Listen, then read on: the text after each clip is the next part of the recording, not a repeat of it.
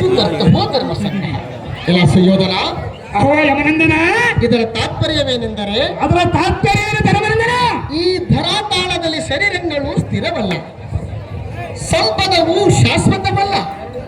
ಬದುಕಿದ್ದಷ್ಟು ಕಾಲ ಮೃತ್ಯು ದೇವತೆ ಬೆನ್ನತ್ತಿ ಬಾಧಿಸುತ್ತಿಗದು. ಇದು ಸ್ಥಿರವೆಂದು ಗ್ರಹಿಸಿ, ಆದ ಕಾರಣ ನಿರ್ಮಲವಾದ ಧರ್ಮವೇ ಸ್ಥಿರವೆಂದು ಗ್ರಹಿಸಬೇಕು. ಅದು ಯಾತಕ್ಕೆಂದರೆ, ಅದು ಯಾತಕ್ಕೆ ಯಮನಂದನ? ಷಡ್ ವರ್ಗಗಳಿಂದ ನಿರ್ಚಿತವಾದ ಅಧರ್ಮಗಳಿಂದ ಸ್ವರ್ಗದ ಮಾರ್ಗವು ಸೇರ್ಕೊಳ್ಳದೆ ದುರ್ಗತಿಗೆ ಕೆಡುವುದು. ಆದ ಕಾರಣ ಇಂಥ ದುರ್ಗುಣಗಳನ್ನು ಕಳೆದು ರಾಗದೇಶಗಳನ್ನು ಬೆಳೆದು ಧರ್ಮಾತ್ಮಕರಾಗಿರು. ಧಾರ್ಮಿಕರು ಮೆಚ್ಚುವರು, ನಿರ್ಮಲ ಕೀರ್ತಿ ಬರುವುದು.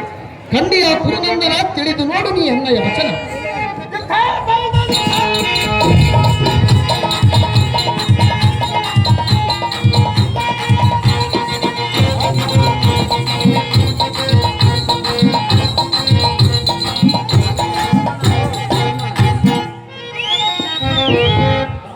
ಅಹೋ ನಿರ್ಮಲ ಚಿತ್ತನಾದ ಧರ್ಮರಾಜನೇ, ಅಕೋ ಸೂರ್ಯನಂದನ, ನೀನು ನಿನ್ನ ತಮ್ಮಂದಿರಾದ ಭೀಮಾರ್ಜುನರ ಸಮ್ಮತಿ ಸುಮ್ಮನಿರದೆ ಬಳಿರ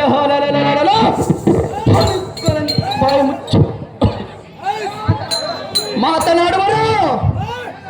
ಅಹೋ ಧರ್ಮಜ, ಅಕೋ ಸೂರ್ಯನಂದನ, ನಿಮ್ಮ ಸಕಲ ಸಾಮ್ರಾಜ್ಯವು ನಿನ್ನ ಸತಿ ಸಹೋದರರು ನಮ್ಮ ಹೊಸರಾದ ಮೇಲೆ ಬಳಿರ ಸುಮ್ಮನೆ ಬಾಯಿ ಮುಚ್ಚಿಕೊಂಡು ಹಿರದ ಎಚ್ಚರ ತಪ್ಪಿ ಬಿತ್ತ ತಲೆಗೇರಿದ ಕತ್ತೆಯಂತೆ ಧರ್ಮಜ. ಅಕೋ ಸೂರ್ಯನಂದನ, ಆದ್ದರಿಂದ ನಿಮ್ಮ ಅನುಜಾತಿಗಳೇ ಚೆನ್ನಾಗಿ ಬುದ್ಧ ಮೇಳ ಧರ್ಮಜ. ಈ ಮಾತು ಸರ್ವತ ನಿಜ.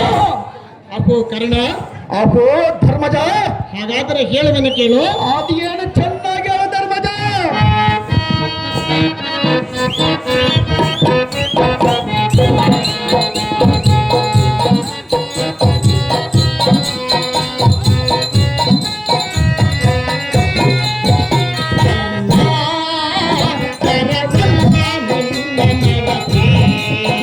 ಯಾಕೋ